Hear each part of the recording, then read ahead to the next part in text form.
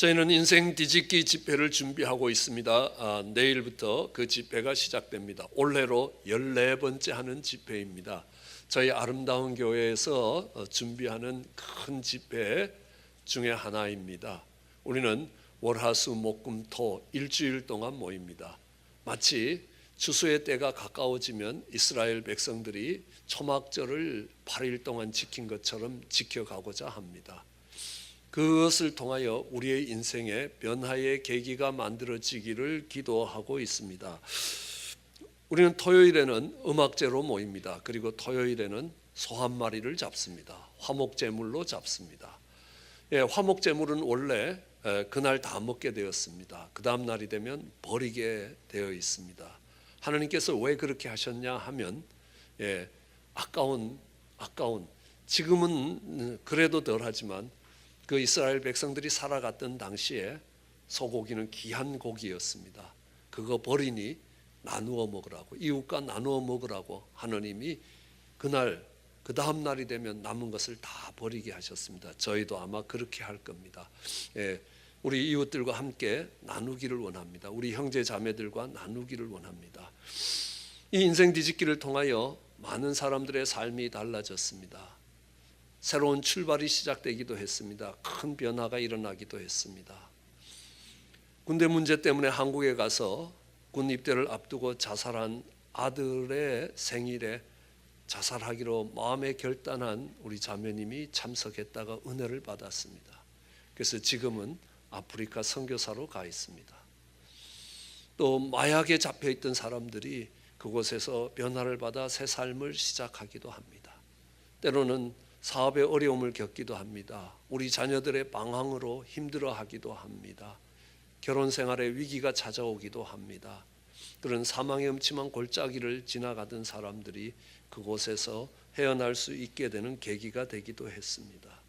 우리는 어둠에서 빛으로, 그리고 또 묶임에서 자유함으로, 또 초라함에서 원대함으로, 도망치던 도망자의 자리에서 도전하는 도전자로, 그리고 짝퉁에서 명품으로, 쭉정이에서 알곡으로, 또 종교인에서 예배자로, 그리고 애벌레에서 호랑나비로 많은 주제로 이 인생 뒤집기를 진행해 왔습니다. 참 귀한 주제였고 그때마다 하나님이 참 놀랍게 역사하셨습니다. 이번에는 광야에서 약속의 땅으로 라는 주제를 가지고 이번 인생 뒤집기를 진행하게 될 것입니다. 우리가 살아가는 인생은 산을 오르는 것이 아니라 사막을 지나가는 것이라고 이야기합니다. 산을 오를 때는 언제나 목표가 보입니다. 저 산 꼭대기까지 가면 되겠다 하고 그 목표를 바라보면서 걸어갈 수 있습니다. 그러나 우리 인생길은 그렇지 않습니다. 때로는 목표가 보이지 않습니다. 때로는 이 고난의 시간이 언제 끝날지, 끝이 어디인지 보이지도 않는 그 사막길을, 광야길을 걸어가야 되는 것이 인생이라고 이야기합니다. 그 광야에는 물이 없습니다. 그러므로 정말 식물들이 자랄 수 없습니다. 거친 광야라고 이야기합니다. 황폐한 곳이라고 이야기합니다. 그 광야는 정말 집을 짓고 살 수 있는 곳이 아닙니다. 그리고 그 광야는 그늘이 없습니다. 쉴 곳이 없습니다. 그뿐만이 아닙니다. 그 광야는 참 위험한 곳입니다. 사나운 짐승들과 독충들이 있습니다. 강도를 만날 수도 있습니다. 강도를 만나서 소리를 쳐도 도움을 주기 위해서 올 수 있는 사람들이 거의 없는 것이 사막이라는 것입니다. 사막은 모래바람이 불어오기 때문에 쉽게 더러워질 수 있는 곳입니다. 쉽게 상처를 입을 수 있는 곳입니다. 그렇지만요, 약속의 땅을 가기 위해서 반드시 지나가야 되는 땅이라는 것입니다. 그러므로 우리는 그 사막을 지나가는 법을 배워야 합니다. 이 사막을 성경은 광야라고 표현합니다. 우리는 직장을 옮기게 될 때에 그것을 산을 오르는 것이라고 한다면 직장을 잃어버리고 오랫동안 방황할 때 우리는 사막을 지나간다고 이야기합니다. 결혼했습니다. 정말 아름다운 꿈을 가지고 정말 검은 머리가 팥불이 될 때까지 살고자 다짐하면서 결혼했습니다. 그렇지만 결혼 생활이 갈등으로 이어집니다. 우리는 산을 오르는 것이라고 이야기합니다. 그렇지만 그 배우자가 죽고 때로는 배우자와 이별을 하고 정말 혼자 살아갈 때에 그 고독한 인생이 언제 끝날지도 모르는 광야를 걸어가는 것이 되는 것입니다. 우리 자녀들이 말을 안 듣고 말썽을 부리고 속을 썩입니다. 그것이 산을 오르는 것이라면 어느 날 자녀들이 집을 가출해서 언제 돌아올지 어디 가서 어떻게 사는지 모르는 그 지경이 되면 사막을 지나간다고 이야기해야 합니다. 우리가 그 광야를 지나가야 된다면 그 광야를 지나가던 우리 주님과 또 이 요한을 통해서 배워야 될 것이 있다고 생각합니다. 이 요한은 유대 광야에서 회개하라, 천국이 가까워졌다라고 외쳤습니다. 근데 한번 생각해 보십시오. 광야에서 회개하라, 천국이 가까워졌다라고 외치는 요한을 볼 때에 이해가 안 되는 점이 있습니다. 아니, 정말 회개하라, 천국이 가까워졌다라는 이런 말을 외칠 것 같으면 예루살렘 성 안에 들어가서 외쳐야 될 거 아니냐. 근데 왜 광야에서 외치냐는 겁니다. 그가 광야에서 외치는 것입니다. 유대 광야에서 외쳤다라고 이야기합니다. 그것은 사람들이 많이 사는 그런 곳이 아닙니다. 예루살렘 성처럼 많은 사람들이 집을 짓고 거하는 곳이 아니라는 겁니다. 물이 없기 때문에 살아가는 환경이 안 되기 때문에 정말 그곳에 사람이 살지 못하는 곳입니다. 아니면 성문에서 외쳐야 될 거 아닙니까? 그래야 지나가는 사람들이 많으니까 그것을 들을 것 같은데요, 아니라는 겁니다. 광야에서 외치면 어쩌다가 지나가는 사람이 들을 수 있을지 몰라도 많은 사람이 지나다니는 성문이 아니라는 겁니다. 그런데도 이 요한은요, 이 광야에서, 유대 광야에서 소리를 높여서 회개하라, 천국이 가까워졌다라고 외쳤습니다. 그런데 더 이상한 것은 오늘 4절에 보면요, 예루살렘에서, 그리고 온 유다 땅에서, 그리고 더 나가서 그가 외치던 그 광야 가까운 요단의 사면에서, 그가 침례를 베풀던 요단강 사면에서, 동서남북 사면에서 사람들이 다 모여왔다고 오늘 본문 4절이 이야기하고 있는 겁니다. 아니, 광야에서 외치는데 어떻게 사람들이 이렇게 반응을 하느냐라는 겁니다. 반응을 하는 이유가 있습니다. 그 반응하는 이유가 이 요한이 외친 것이 오늘 본문 2절이라면 사람들이 모여든 것이 본문 4절입니다.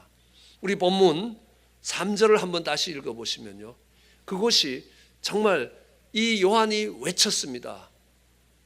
2절에 정말 회개하라, 천국이 가까워졌다고 외쳤는데 5절에 사람들이 모여들었습니다. 그 사이에 3절과 4절이 있습니다.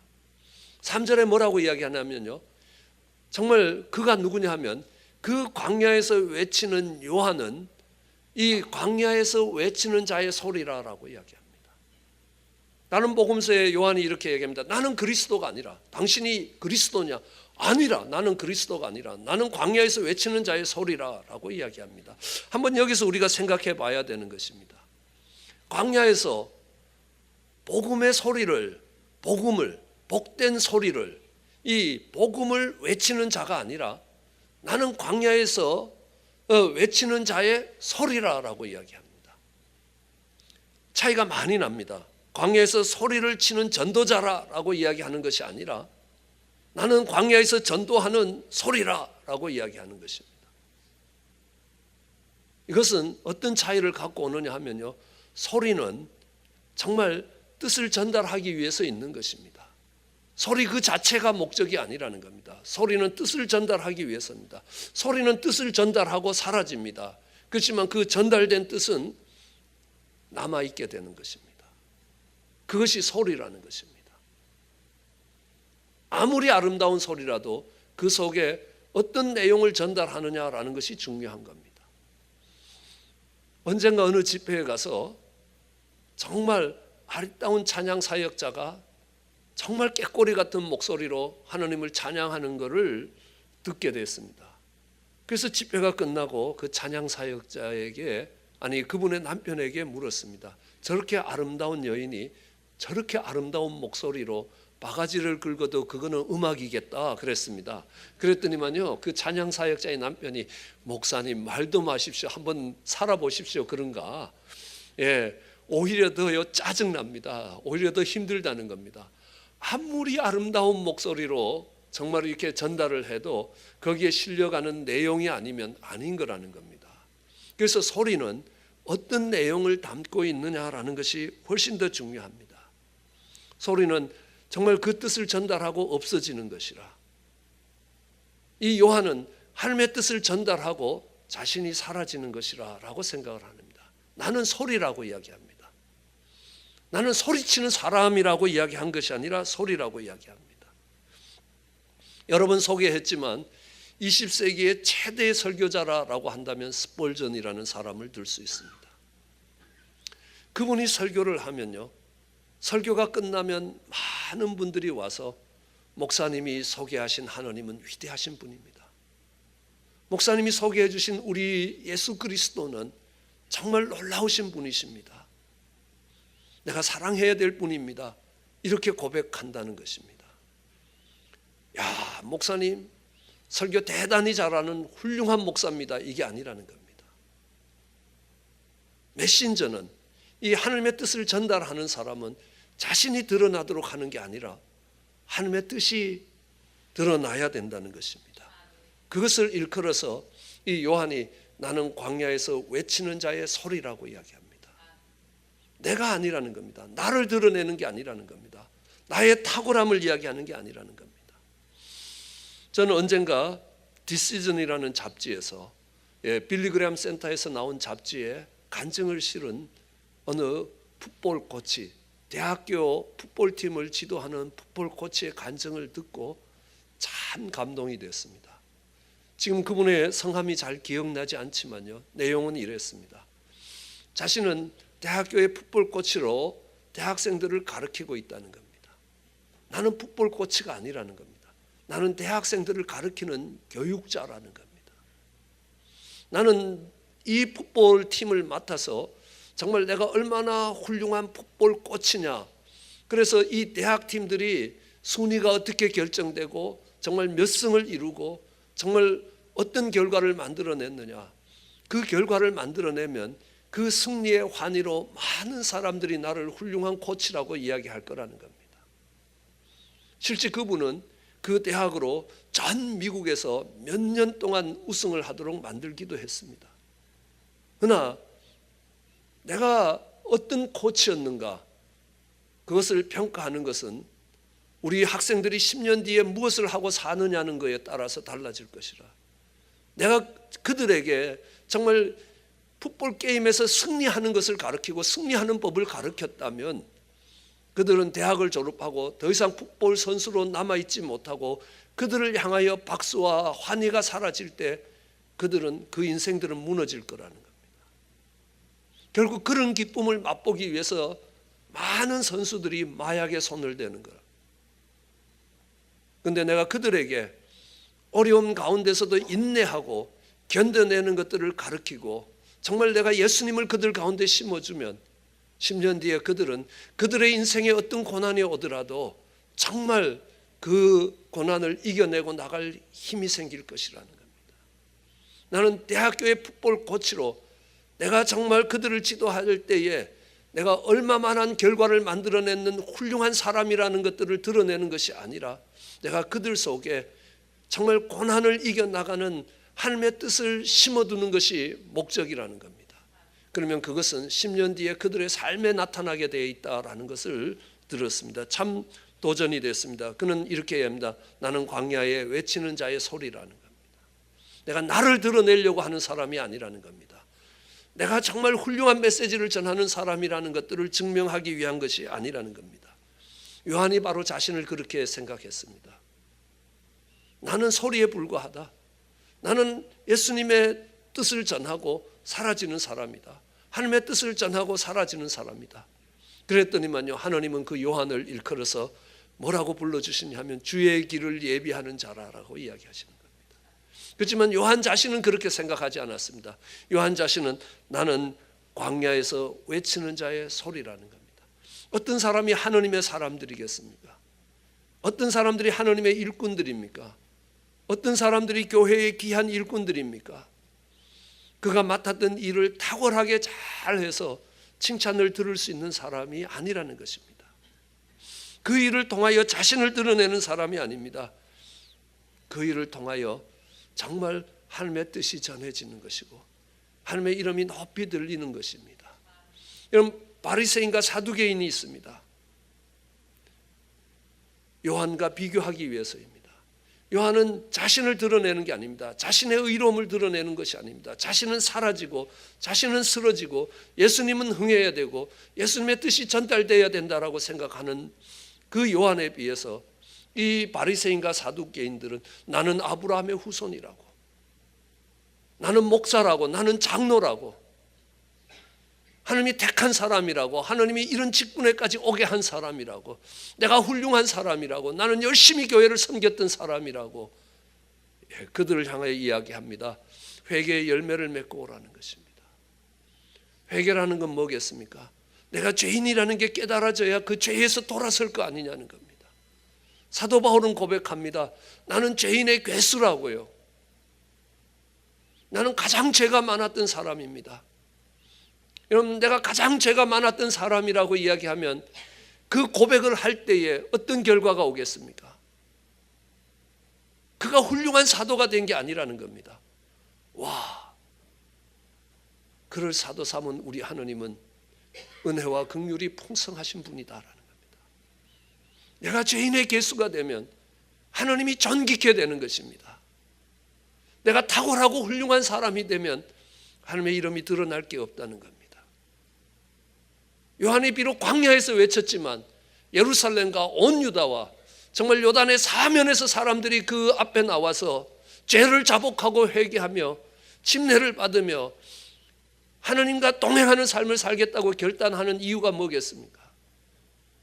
자신을 드러내지 않았기 때문이라.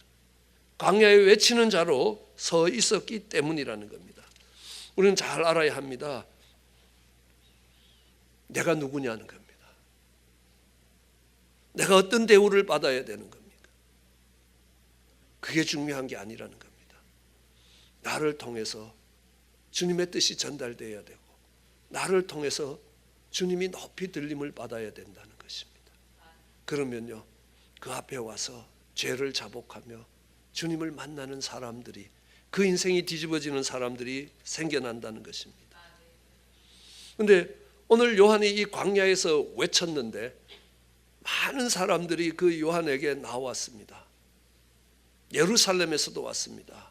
만일에 정말 이렇게 요단의 사면에서 다 나왔다라고 이야기를 합니다. 그런데 그 이유가 뭐겠습니까? 오늘 본문 4절을 보면 그렇습니다. 요한은 약태 털옷을 입고 허리에 가죽띠를 띠고 메뚜기와 석청을 먹었다는 겁니다. 한번 생각해 보십시오. 요한이 왕궁에서 외쳤다면 어떤 반응을 일으켰겠습니까? 많은 사람들이 그 앞에 나오긴 했을 겁니다. 그러나 사두개인이나 바리새인 같은 사람이 나온다는 겁니다. 이건 뭘 우리에게 이야기하냐면요, 광야에서 외치는 것이 중요한 것이 아니라 요한은 지금 입고 있는 옷과 먹고 있는 음식을 볼 때에 그는 광야에서 살고 있었다는 겁니다. 광야의 삶을 살고 있었다는 겁니다. 왕궁의 삶을 사는 게 아니라는 겁니다. 화려한 삶을 산 게 아니라는 겁니다. 이 땅이 천국인 것처럼 해서 이 땅에 영원토록 살 것처럼 뿌리 내리고 살겠다라고 한 것 아니라는 겁니다. 이 땅은 내가 지나가야 되는 땅이라는 겁니다. 이 땅은 내가 집 짓고 머무를 땅이 아니기 때문에 지나가는 땅이라는 겁니다. 지나가는 곳을 지나가면서 어떤 삶을 살겠습니까? 화려한 옷을 입고 지나가겠습니까? 파티복 입고 지나가겠냐는 겁니다. 그 화려한 음식을 차려놓고 거기서 먹고 살 사람이 아니라는 겁니다. 그들은요, 이 땅에 영원히 살 사람입니다. 전 유학을 와봐서요, 유학생 타운에서 살아봤습니다. 많은 유학생들의 그 학교 아파트들을 찾아가게 됩니다. 가서 이렇게 한 번만 둘러보더라도요, 이 사람 한국 돌아갈 사람인지 미국 남을 사람인지 금방 알 수 있습니다. 뭐 별로 안 어렵습니다. 이 유학 생활에 대충 살고 한국 가서 튼튼한 가구를 마련할 겁니다. 근데 여기서 튼튼한 가구를 마련해서 10년, 20년, 100년 쓸 수 있는 가구를 사다 놓은 사람은요, 저 사람은 한국 갈 생각이 없는 사람이구나라는 겁니다. 우리의 삶을 보면서 그게 어렵겠습니까? 천국 갈 준비를 하면서 사는 사람과 이 땅에 머무를 생각을 하고 사는 사람하고의 삶의 자세와 태도가 달라진다는 것입니다. 이 땅에 영원토록 머무를 것처럼 사는 사람들 아니라는 겁니다. 요한은 그렇게 살지 않았습니다. 낙태 털옷을 입고 메뚜기와 석청을 먹고 살았습니다. 여러분, 높은 지위에서 남들이 부러워하는 그 왕궁에서 외치면요, 어떤 사람이 모여들겠습니까? 여러분, 사업에 성공해서 많은 돈을 모은 사람들이 정말 하나님이 살아계시라고, 정말 하나님께 나오라고, 주 예수를 믿으라고, 그러면 너와 내 집이 구원을 얻을 것이라고 그러면요, 나도 저 사람처럼 많은 돈을 벌어보겠다는 사람들이 나옵니다. 오늘 본문에 나오는 사두개인과 바리새인 같은 사람입니다. 요한이 말한 쭉정이라는 겁니다. 알곡이 아니라는 겁니다. 그렇지만 광야의 삶을 살면서 외치면요, 어떤 사람이 오겠습니까? 광야의 인생길에서 인생이 무너지고 소망 없는 가운데서 정말 그 광야의 삶에, 그 고달픈 삶에 지친 영혼들이 와서 정말 당신도 이 광야를 지나가면서 어떻게 이렇게 행복할 수 있고 이렇게 복음을 외칠 수 있느냐라고 이야기할 겁니다. 예수님의 십자가가 능력 있는 이유가 거기에 있습니다. 만왕의 왕이요 만주의 주시오 전능한 능력을 갖고 모든 기적을 베푸시는 주님 앞에 오는 사람들은 어떤 사람이겠습니까? 그 주님의 기적이 필요하고 그 주님의 기적과 그 주님의 힘을 가지고 내 인생을 편안하고 풍요롭게 만들 사람들이 주님께 올 거라는 겁니다. 그러나 십자가 앞에 오는 사람들은 그렇지 않습니다. 인생이 무너진 사람들입니다. 세상길에서 지친 사람들입니다. 그들은요, 나보다 더 고난의 길을 지나간 주님을 보면서 위로를 얻을 수 있습니다. 요한이 광야에서 외쳤습니다. 그렇기 때문에 광야를 지나가는 사람들에게 공감을 불러올 수 있었던 것입니다. 광야의 삶을 살고 있었습니다. 그렇기 때문에 그 광야를 지나가는 사람들의 마음을 움직일 수 있었던 것입니다. 여러분, 선교사님들이 선교지에 나갑니다. 때로는 우리 단기 선교팀들이 선교지를 찾아갑니다. 그러면요, 처음에 선교지에 있는 분들이 어떻게 생각하는지 아십니까? 미국은 풍요로운 것이고 돈도 남아도 오니까 정말 놀러 오듯이 선교지에 온 줄 압니다. 그러나 우리 집사님들이 삶을 나눕니다. 이 미국에서 이민 생활이 얼마나 고달픈가, 그 과정 속에서 얼마나 힘들었는가, 그리고 그 속에서 하나님이 어떻게 위로하셨는가 라는 것들을 나누면요, 그들이 달라지는 겁니다. 왜요? 광야에서 말하기 때문입니다. 그들의 삶이 광야의 삶이기 때문에 그렇다는 것입니다. 광야라는 건 십자가라는 겁니다.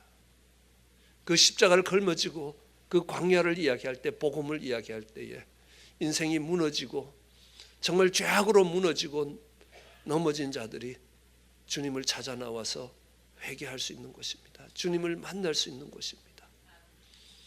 내가 부러워해야 될 사람이 외친다면요, 그것은 바리새인과 사두개인들밖에 모이지 않을 거라는 겁니다. 요한이 외쳤습니다. 정말 많은 것들을 외친 것도 아니었습니다. 회개하라, 천국이 가까워졌다. 주님 곧 오실 것이라.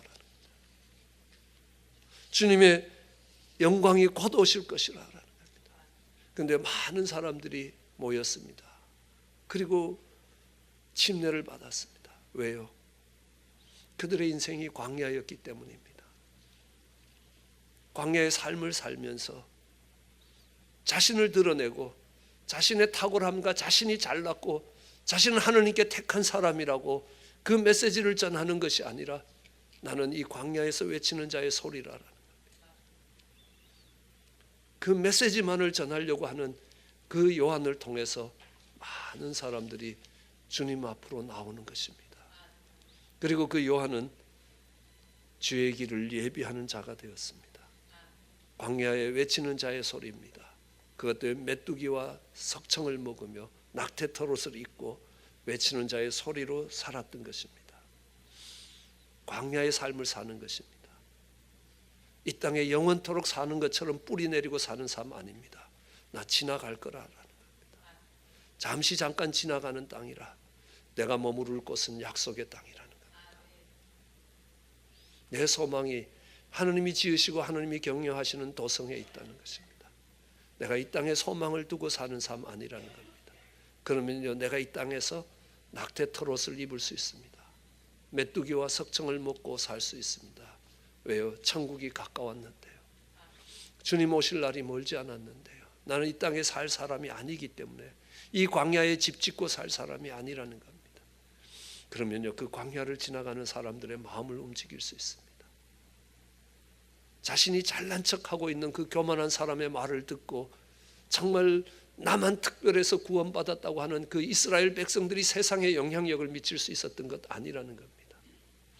나는 광야에서 외치는 자의 소리라. 나는 사라지지만 주의 말씀은 영원토록 동일할 것이라는 겁니다. 그 외치는 자의 소리로 살 때에 예루살렘과 온 유다와 요단의 사면에서 다 나와 요한을 만나는 것이 아니라 침례를 받고 주님을 만나게 되는 것입니다. 우리가 요한과 같은 광야의 삶 가운데서 외치는 자의 소리로 있으면 여러분 주변에 많은 사람들이 나올 겁니다. 그리고 주님을 만날 겁니다. 그리고 여러분은 주의 길을 예비하는 자가 될 것입니다. 그런 은혜가 저와 여러분께 있기를 주의 이름으로 축원합니다.